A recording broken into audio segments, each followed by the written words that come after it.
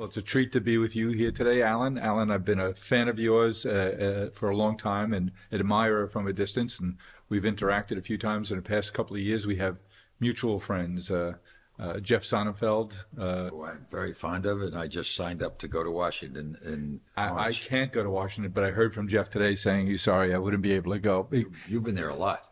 I've been to probably a half a dozen of his CEO forums, and I went last year to the Mayor's College in Washington. I found it to be really, really interesting. He runs the best conferences I go to. Those conferences are great, and I get to see you in action at those, and I've learned your story. And of course, your book tells your life story. Alan Patricof, you've been, I guess, the pinnacle, the pinnacle of venture capitalist since 1972. 70. I started when there was no industry. It wasn't called venture capital. Was there any venture capital before that? Well, Jock Whitney, maybe? There was probably venture capital back in the Stone Age. Yeah. I mean, people have started businesses one way or another throughout history, and just that it became more, in the post-war period, it became more thoughtful frankly, because of the financing of digital equipment, which took place in 1946, I think, and that started the thought that technology companies could be financed by outside people. And before that, I don't think there was much other than friends and relatives and doctors and lawyers who and put other money victims. up. Yeah. So, but when I started, it was called the deal business, and it became the venture capital business officially, and I guess in 1973 or 74 when it formed, the National Venture Capital Association was formed, and a group of us got together and formed this organization from West Coast and East Coast people. Who are the West Coast people then? Oh, Davis and Rock, Arthur Rock, Kleiner, Brentwood. I mean, there's a whole bunch of people on the West Coast. A lot of them are still operating. Yep, Kleiner, of course, huge. And I'm also a fan, admirer, and friendly with John Doerr. Who I know. I know him a lot from politics. No, do you? Yeah. Venture. By the way, you can buy my book on Audible, which I read myself, which is what is the recommended way to do it. And I'm also, especially if you did it yourself, to hear it in your voice makes it all the more powerful. Yeah. I think you were involved in Audible. I started Audible with Don Katz. Don Katz, boy, you got a good memory. But also, it's on Amazon, obviously. And I've been, I think I was one of the earliest subscribers to Audible, and still a subscriber. You probably were also an early subscriber of New York Magazine, which I started. I wasn't a subscriber of New York Magazine, but I certainly wanted to. I certainly bought it regularly. In those days, the byline was "How to Survive in New York." Is that right? Yeah. And Milton Glaser? Milton Glaser did the artwork. Clay Felker was the editor. Clay Felker, yes. I put together the money to start it. To start it, yeah. And you mentioned in your book that it was one of your regrets. How is it a regret? That you're not still doing it? Oh, yeah, yes. That was the regret. Yeah. It was very successful. You have to understand, we started in 1967. I had just gotten divorced, so it became very quickly the hottest thing in New York. And being the chairman of New York Magazine was a ticket to almost anything you could want to do. You know, every disco, every club, every restaurant, every movie opening, theater opening. Because you did reviews. Yeah, we did reviews of everything. And I had just gotten divorced, so I was a bachelor, an eligible bachelor. I also, at the same time, started the biggest discotheque in Southampton, called, at that time, Coeur Lausanne, then became the Sea Urchin, then became Conscience Point after we sold it. And it was the height of fashion, the height of music. It was, and it had an edge. It was the whole, I'm saying the times, the late 60s and the early 70s were amazing. I kind of screwed it up a bit by getting married in 1970, but I stayed married for 51 years, so it wasn't so bad. Yeah. But that was quite a heady time, and I look back on that very fondly. And so what I said is I regret it. In 1977, the editor was a genius as an editor, but had this obsession of being a publisher and a businessman, and resisted. We were public at that point. He resisted the idea of a board of directors who had any super authority, and was just drove us all nuts. And we finally sold it as a result to New York, to Rupert Murdoch. And what the regret is, the fact that it was great for those 10 years being who I was. Yes. And I think there certainly has been a residual the rest of my life in New York, because I'm still known by at least older people of having been there at that time and associated with it. And as a result of that, I saw almost any media deal, and that's how I got to Audible. That's how I got into Texas Monthly, how I got to Details magazine. I started the Huffington Post. A lot of things were sent to me. So you were early on the changes in media. Yes. And the creation of media. I'd love to hear how you're thinking about media today. You mentioned the Huffington Post. All these big digital media companies now seem to be struggling. They're struggling is probably too mild a word. I mean, without going through my whole background. What happens with the arc of the media companies? I just want to give it a little context. My most recent firm, Graycroft, which was focused when we started in 2006 on internet and media, and I'm now chairman emeritus because I've started a new firm. But Graycroft wouldn't touch a media deal today, just as an example. So the thing that built the firm was media and technology today, and its intersection. Today, there's no market for media companies. I don't think you can mention a media company that will sell at at an AI type multiple. I mean, while I was running things at Graycroft, I had done Audible in my previous life, but I did the Huffington Post, and then I did the Thrive Global. At Apex you did? No, I did that at Graycroft. Oh, okay. They were, because we were in internet and media, and I did Axios and the Skim, and all of which have been quite successful. And in the last few years, I was doing investments at Graycroft. I spent a lot of time in the podcast area. You'll be pleased about that. And I invested in probably the best podcast company in hindsight. That's now, we sold to Amazon, which was Wondery. But I've invested in another very successful company called Lemonada, which I'm still involved with, and Sonoro, which is a Spanish and Spanglish podcast company, and a whole bunch of other companies that are in some phase of podcasting. But in spite of all that, Graycroft no longer puts media on their website. Spotify just renewed Joe Rogan's deal. I saw that. For a lot of money. So you have the haves and a whole lot of have-nots in the media space now. Vice and Vox all unwinding. Axios had a very successful exit. That we sold very well to Cox Broadcasting. Good for them, good for you. Sold that for $600 million. We sold one. I love the Axios product. Yeah, very good. Very good. So, but you couldn't probably start it today. I mean, you wouldn't get funded?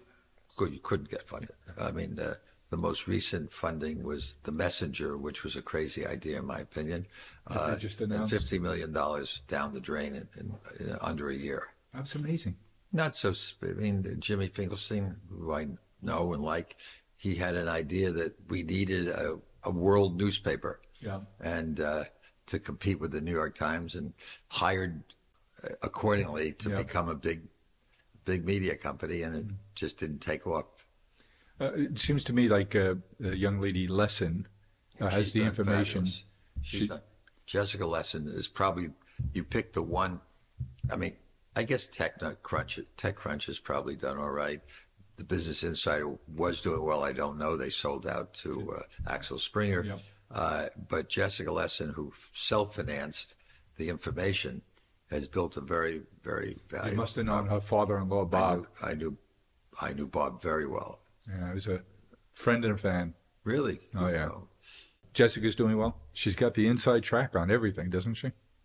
And she keeps expanding into areas she's covering. Yeah. So what do you make of, she covered so well the whole craziness at OpenAI. I read it all. Yeah. Well, I can't. I don't know if you could read it all. I don't know. I don't know what to make of it. I think obviously there'll be a book written about it. And Maybe we'll many. know more about it. Yeah, Michael Lewis. He'll Yes. write a book, or someone else will I write. just finished his book on Audible about FTX and Sam Bankman-Fried. I didn't think I'd like it as much as I did. Sam Bankman-Fried was an interesting.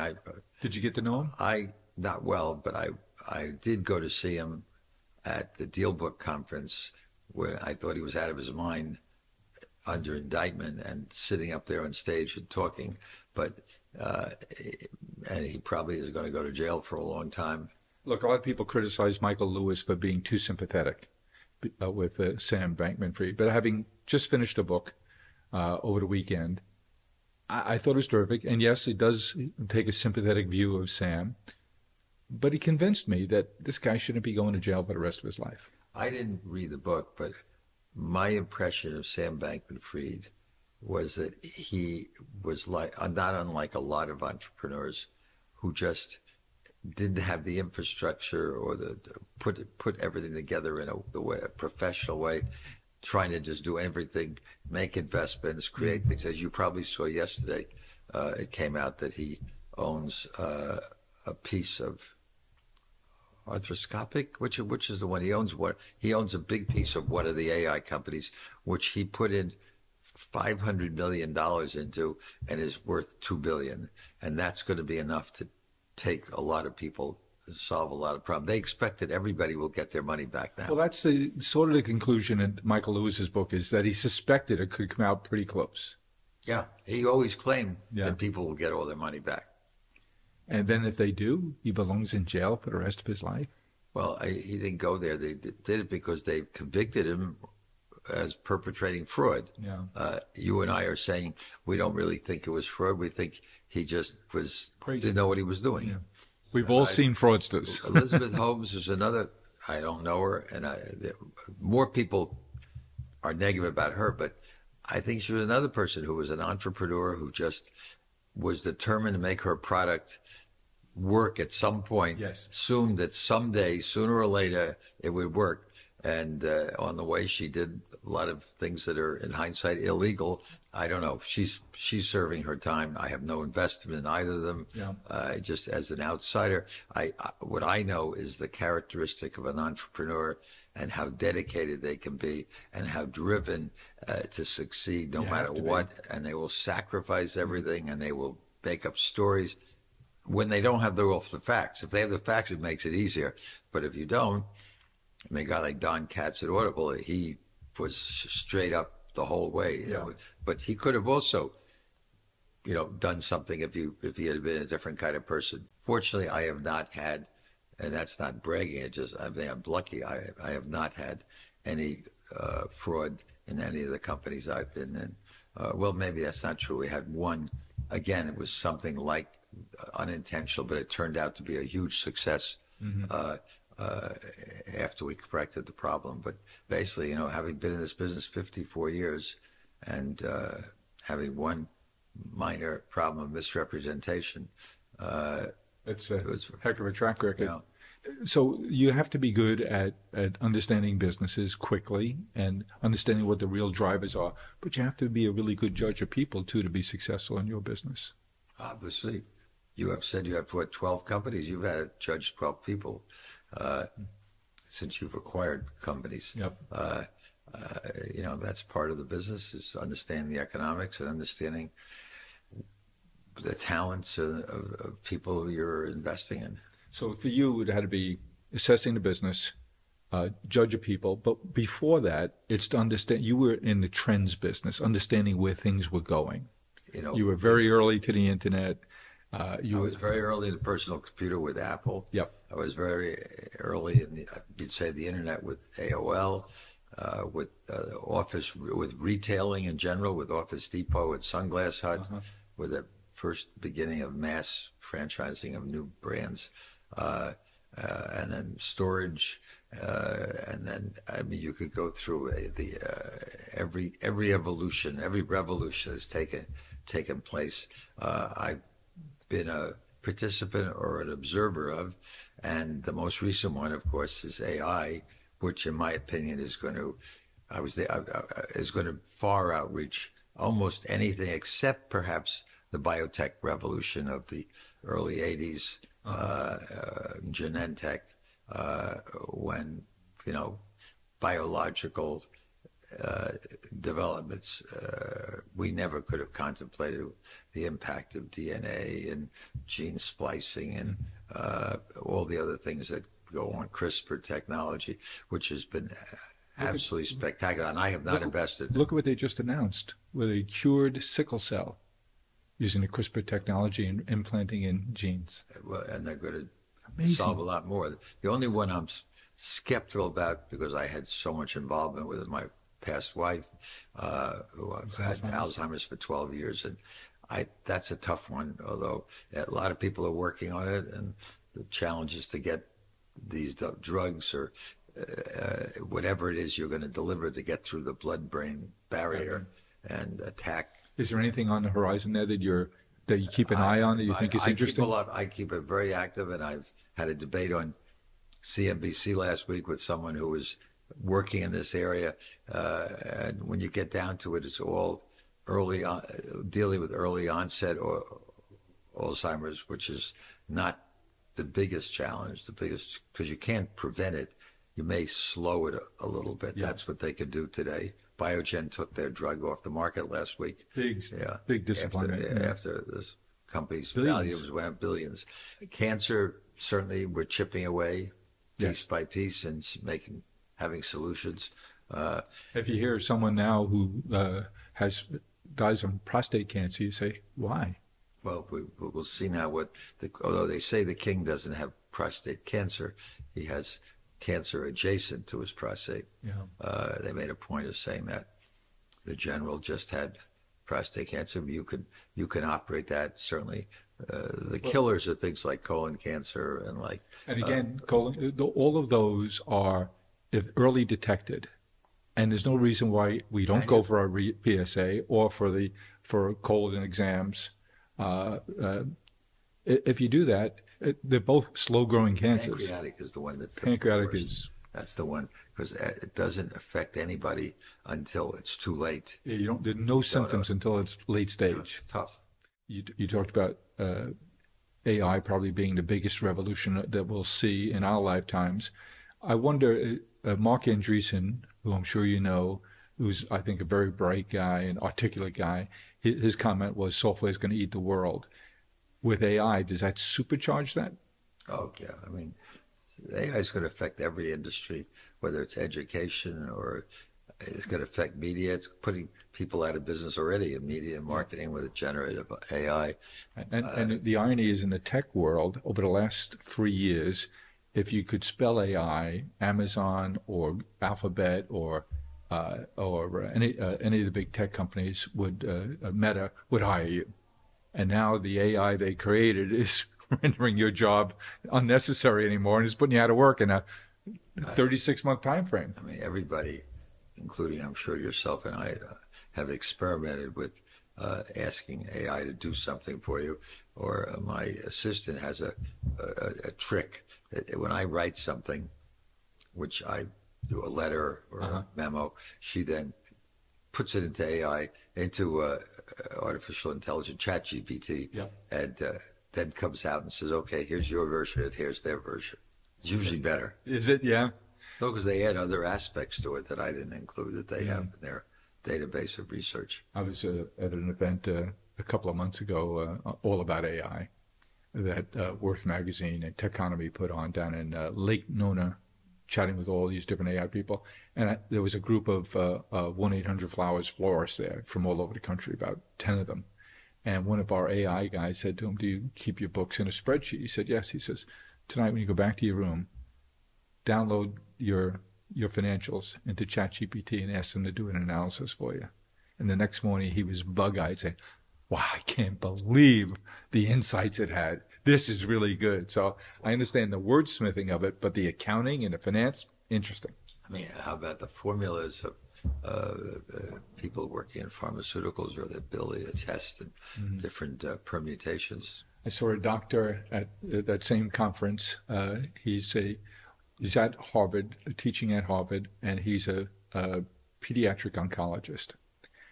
And he is one of 200 doctors that are in a network where they take cases where other physicians cannot get to a diagnosis. And so this is like the last resort.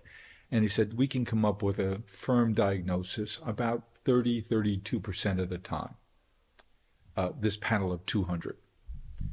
He says, when we used the next version of ChatGPT that Microsoft has now, it's a musical term to define it, he said that jumps to over 60%, which is just a miracle. Oh, it's staggering. And it's just, the ability to analyze so quickly and look at the breadth of everything. And they did a live demo at this conference where they used a doc, and he said, I have a patient that presented themselves like this. They had night sweats, blank.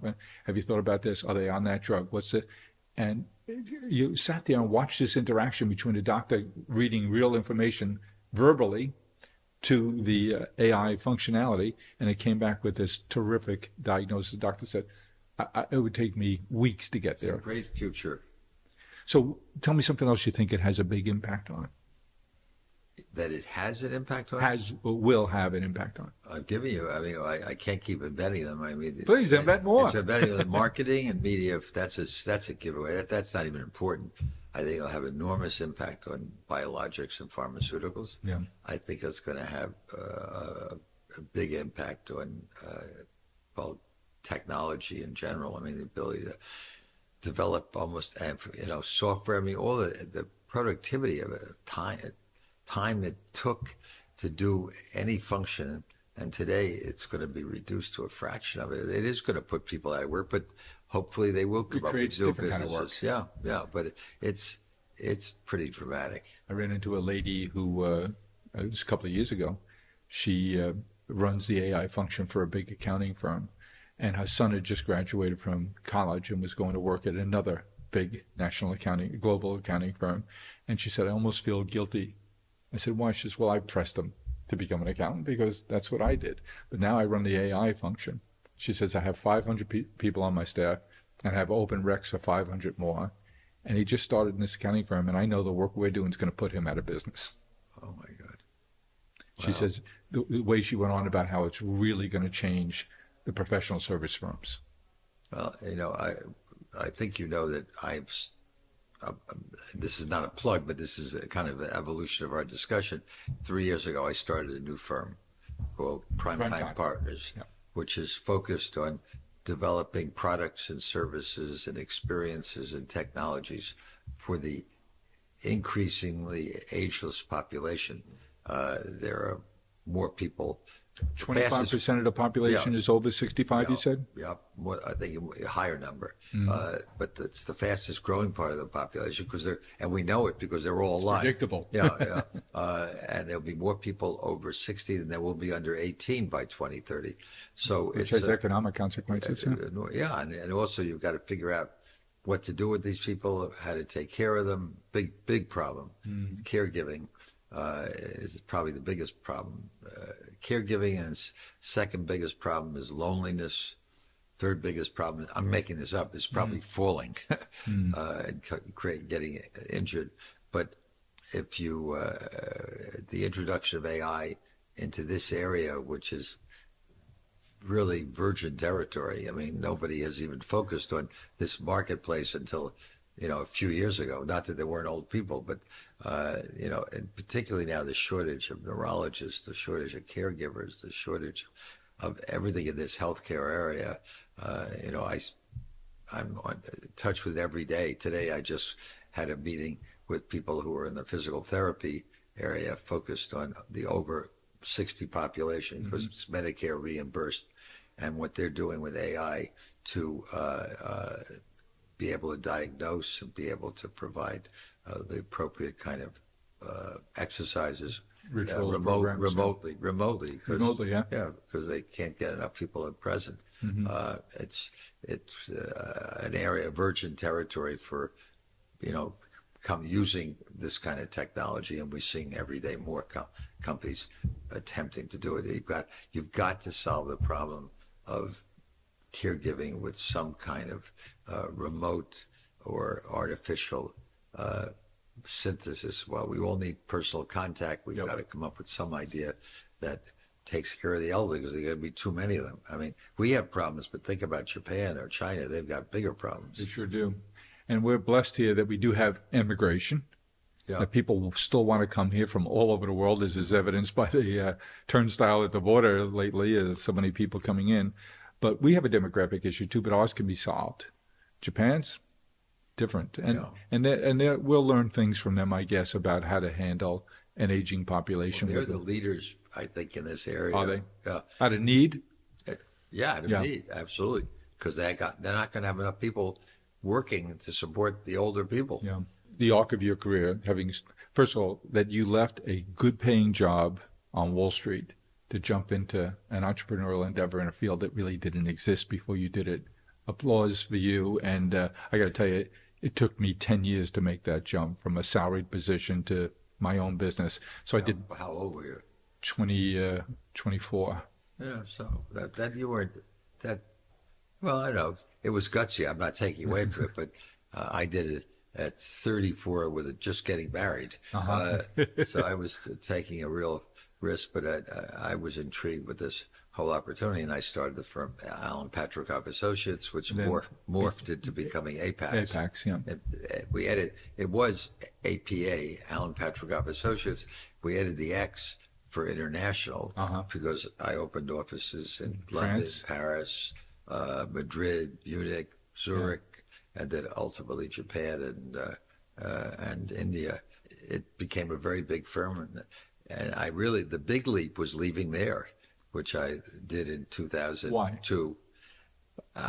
It morphed from a venture firm into a private equity firm, and $75 billion in assets. Yeah, when I left, it was under 5. And when you leave, do you have no more involvement with it? No, I left a lot on the table. Yeah. I mean, when you manage $75 billion, it's a very good business. Yeah. We were just at the takeoff stage, but we weren't doing venture anymore. We were doing private equity growth. It wasn't as exciting as for you? So I took a few years off and went to help the World Bank and the IFC at that time. And then I did that for about 3 or 4 years, traveled around all over the developing world, pro bono. And then did a lot of work in Africa. A lot of it. In Nigeria in particular. Yep. I spent a lot of time, which were very memorable times. I must have visited 30 countries in Africa. Wow. And I also did Southeast Asia and Latin America. But in 2006, I got the bug again to be back in the venture business, and I started Greycroft, focused on internet and media. Greycroft now manages $3 billion. And a few years ago, I decided I had been reading a lot. My wife had Alzheimer's, so I was attending conferences, reading reports about what was happening in this area of aging. And I talked to all my sons about it. One day my son said to me, Abby Levy, who you have 3 sons, right? Yeah, Abby Levy, who had been the president of Thrive Global, which was Ariana Huffington's second company. I was on the board of it. She was president. He said, Abby is going to start a fund just on this exact subject. And we never talked to each other because at board meetings, I would leave afterwards, she would leave.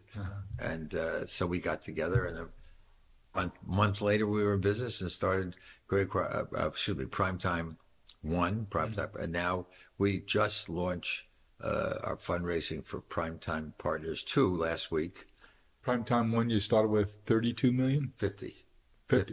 And this will be 60 to 75. We're not trying That's to break right the bank. size funds for what you're doing? Exactly. Because you could have too much?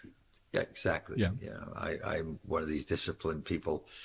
Believe me, it's a lot more profitable to have 100 million or 200 million, but we're pretty disciplined. We made 35 investments in the first fund, and we'll be slightly bigger, probably slightly fewer, somewhat fewer, I should say, investments, slightly bigger size. In the fund work you're doing now, would you ever be the second round in a financing, or do you like to be? Yeah, sure. No, we do initial and we do follow-ons. Uh-huh. And, Oh, you do follow-ups, yeah, and we started off with a bang.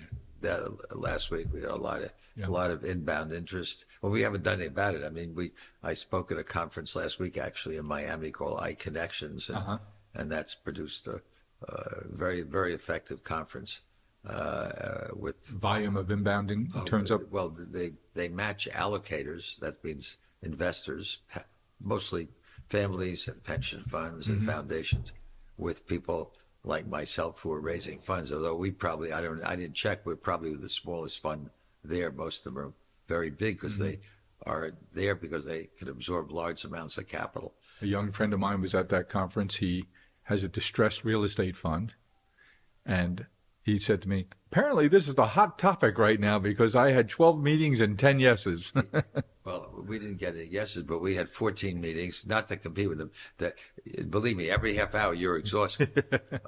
There's a lot of interest in the area of longevity, wellness, and interesting, a lot of family foundations and high net worth individuals, as well as foundations and insurance companies and healthcare, are interested in what are the new developments taking place and want to really believe in this concept of longevity and wellness. And when we raised the first fund, I remember every meeting we got the exact same reaction. Everybody across the table would say, "I get it." That was our famous logo, "I get it."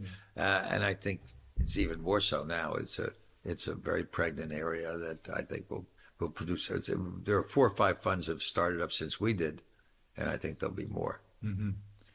I would imagine family offices would be a fertile ground because the founders are going to be older folks too. You're saying all the right things. That's exactly right. The people you're talking to understand. I get it. And want you to find good ideas. I get it. And things getting you really excited in that world there? Yeah, well, I'm excited by the fact that we could cut the cost of healthcare. If we could improve the quality of life. It's called value-based medicine. The world is moving towards that. Instead of specific fee for service, give a pay based on outcomes. Yes. That's what we were talking about today in the physical therapy area. If they can prove that people with acute pain can get treated, they do the remote part. They don't take over. They don't do the physical in place. Yes. That's critical. But when they're in between sessions at home, giving them remote therapy, if that can reduce the number of times they have to get in-person therapy, and Medicare is very happy to reimburse, and because it cuts the overall cost. Good for everybody. Yeah. I have 2 friends who both had knee replacements. One was a week and a half ago. One was in November. The fellow in November went to a particular doctor. He flew in to go to get work done by this doctor. He showed me a video of him walking out of the hospital that afternoon. I couldn't believe it. 3 weeks later, he played 18 holes of golf. Yeah. Well, it's just amazing. And unfortunately, the fellow got a week and a half ago, said, nobody told me about the pain. He says, the recovery's going to be a little bit. Yeah, the recovery, the physical therapy pain. But hip is not as bad as knee. Knee is the real. Yeah, these are both knees. And the one guy, I just couldn't believe, he sent me the video of him playing golf. 3 weeks later, 18 holes of golf. Well, I had a hip replacement 10 years ago, and that's the common statement is, you'll be playing golf in 5 weeks. I mean, that's what they say to everybody. If you don't play golf, you'll do something You'll else. take it up. You'll play pickleball. Yeah. It makes you take it up. Play pickleball. That's the rage. Yeah, I hope you're invested in pickleball. No, but I play pickleball. Do you? Yeah. You know that I do a lot of things that are crazy for my age. I don't think it's crazy. You just ran a marathon the year before, a year ago? Yeah. Which was your 5th? Actually, well, you're right. It was my 5th, but I hadn't done it in 40 years. 40 years? Yeah. Well, no kidding. Yeah, I was in my 40s when I did it last. Uh-huh. And as you know, I went to Burning Man. I flew in a parachute over the bay in Mexico. Uh-huh. I wrote this book, No Red Lights. Yep. And I started a new firm, and I got married 2 months ago. Terrific. But all of that because you have a plan. You have a personal plan that My personal plan is to live long. to 114. you have a specific target in mind. Although actuarially, you might have to raise that number now. If the lecture I'd heard that got me that idea 10 or 15 years ago, which said 114 was possible, today would say 120, I'm sure. Well, you're going to have to adjust the goal. Yeah, well, I'm satisfied with 140. I promised my new bride 25 years. I heard you say when we were together in You met her, right? Miami. I didn't meet her then. She one of the things you said is that you have a home in the Hamptons. You like to go out nice restaurants. You've been in that business. You know it well. But she said you said that one of the things you do now is the proportions are so large that you decided to split. We split every meal. Yeah. People, they snicker sometimes about it, but we went to a restaurant the other night with my family, and the portion we got was not for two. It was probably for three, and it could have been for four. Uh-huh. And my son, who laughs at me all the time, said, I get it. He said, we shouldn't have ordered two meals. We should have ordered one and an appetizer for the whole family. There was 6 of us there.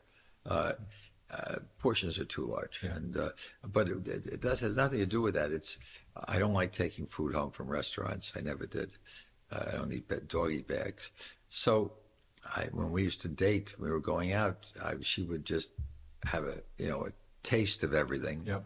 and that's how it happened. I said to her, I'm not getting 2 meals anymore. We're going to split. Mm-hmm. That was the reason it happened. And then once we started doing it, we were both. I assume she is in tune with you in terms of lifestyle, how you live your life, your rituals, health regimens. She's a very well-known art advisor, and she's doing art advisory. Flew out this morning to Florida, and she'll be staying overnight and come back tomorrow. But she travels all over the country for people who have art collections and helping them figure out what to do with it, or how to acquire or how to sell. You've been an enthusiast of art forever. Yep. Great interest Details in art. magazine was all about the art world. Huh? It was about the hip world. Mm-hmm. But I used to own art. I was trying to think of the other day. I was in partnership with Park Bernay, which was the predecessor of Sotheby's. Mm-hmm. I was in partnership with them in the 70s in an art and auction magazine. Uh-huh. So I've been involved in this area collecting but I don't have an important collection. I did like a venture capitalist. If I liked something, I'd buy it, and I wasn't trying to put the next Picasso on my wall. When we were together in Miami, it was my first time to go to Art Basel. Well, you didn't see my wife. She was all over the place. Well, the place was packed. I loved it. It was, I'd never been before. I'll try not to miss it again. Going to Art Basel in Los Angeles on the February 29th. And there was a nice couple there that we sat down for lunch with. We were in the UBS reception area there, which was beautiful. And they introduced us, someone from UBS introduced us to this nice couple from LA. I don't remember their name, but they were serious collectors. And it had been for a long time. And they explained to me how this whole art world works, which I didn't know. You obviously do.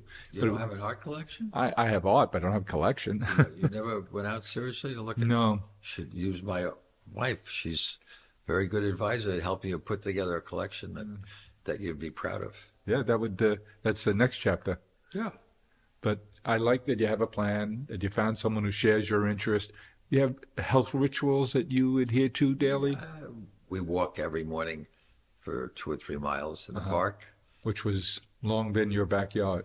Yeah, exactly. You grew up on the Upper West Side? Yeah, and I have a crazy habit that this is crazy. I weigh myself twice a day, in the morning and at night. And if I vary more than 2 or 3 pounds, I usually eliminate a meal. I didn't have lunch today. I actually was too busy also. I keep very active, and she keeps very active. We have a very active social life and theater life and concert life. We really participate in the city. We travel a lot. You guys are the consummate New Yorkers. Yeah, we triple book in a night. Yeah. Tonight I have a quiet night. When I leave you, I have a physical trainer coming to the house. We take Pilates every Saturday out in East Hampton together. And we do almost everything we can together, but we each have our own work activity. She keeps active, and I keep active, and we both have a very positive attitude about life. What a wonderful story, Alan. And I have no doubt that you'll have to adjust those goals in terms of longevity. But the last thing I'll ask you about is the notion of retirement. Being investing like you are now with Primetime, I think the idea of retirement is going to change fairly dramatically because of the demographics, because of the investing that you're doing, because of AI, because of advances in biomedicines and pharma of all kinds. And when you hear about retirement, you're a person who doesn't believe in it, and that's, I think, going to be good for a lot of people. Look, we're not digging ditches. I think that there's a couple of conflicting trends. One is there is, in a lot of firms today, rules that people have to retire at 60 or 65, some arbitrary number. Well, let's retire from that firm, but not retire. Well, but I'm just saying they're eased out of the life profession, and they may not be ready to leave. Yes, and you see that all the time. So that's one trend that is an insidious trend, and it relates to ageism and an old theory. I mean, there are people, in my opinion, who will be working in the future at 70, 75, and 80, yes, and probably they're as productive, if not more so, because they have the best Rolodex, they have the best experience, the best everything, and they have money, they're comfortable, and they can train other people. So I think I'm not a supporter of people where they have arbitrary retirements. Apex, my firm, previous firm, had a rule you had to retire at 60. I mean, I didn't leave till I was in my 70s, yeah, but today they've had 3 successive management changes, and everyone is left at 60 because they want to tell the partners below them that there's a window where they can. Yeah. On the other hand, there are more and more people who are in the normal retirement area. So what do you do with them? Do you keep longer and find a different kind of role for them? Yes. Do you use their talents some way? What do you do to help them plan for those who want to retire? How do you help them plan to what they're going to do? Whether it's taking another job, starting a business, which I think is a very noble endeavor to start again. Yes. in a similar business. A lot of people I see go back to work in a job that doesn't challenge them and not in their career path, because work is social too. Yeah, and you talked about the loneliness epidemic before. Well, so I would say that's a big more and more problem. people say, "Hey, I don't need it, but I want it." Yeah, people don't want to sit alone. So you have to figure out what to do with all these people. You need facilities, not necessarily senior living or not necessarily assisted living, but you got to have a place for these people. Figure that out to make exciting times for if they're going to live to 100. 50% of the kids that are born today, they say, will live to be 100 in today's world. And so it's interesting that you bring it up, because we're looking at 1 or 2 companies right now who are dealing with major corporations to talk to them about and be an advisor and develop programs for all the alternatives of an aging workforce. And it's another business opportunity. I think you're right. For Primetime. I have a brother, my middle brother. I'm the oldest of 5. My middle brother was born developmentally disabled. Lives in a wonderful group home out in Long Island, just before West Hampton. And I've always wanted to do this social experiment. There are lots of 55-plus communities out east on Long Island, and I always thought, wouldn't it be interesting to open a group home within one of those communities? Because I think and we also have a charity that creates work opportunities for adults with disabilities, and we build greenhouses, and they work in greenhouses. And I always thought if I could get one of those right near a 55-plus community or a retirement community, there's a pool of volunteers there that could get involved, and there could be some really interesting social dynamics going on. Absolutely. I think there are communities that are developing. I know one, for example, in Williamsburg that came from Israel. It's called Venn City, VENN, which attempts to bring in the whole community and make it a social aspect and link a lot of standalone apartment houses to make the people feel like they're part of a community. That need for community is underappreciated. We're looking right now at conception. We're intrigued with the idea of setting up some kind of community activity near a senior living facility, but it's almost like a daycare, but a place where older people could, congregate. And I mean, you've got doggy daycare, you've got these baby centers, but they're without people checking into a senior living or an assisted living. If you could create some kind of exciting environment where people could go and do social and meaningful things, like what the Y really is. Yes, but more focused on older people. We're talking to some people about doing that. We don't build facilities. We don't invest in. Primetime doesn't invest in drugs or biologics or fixed facilities. We only do products and services and technologies. Well, I'm sure glad you're doing it, Alan Patricof, because you've been successful at almost everything you've done in your life, and you're a role model for so many. I'm a fan and admirer from afar. Now I'm so glad I've gotten to know you better. Well, thank you for inviting me. It's interesting. And I hope you continue to be successful in your investing, because I need it. All right. Thanks, Alan. Thank you.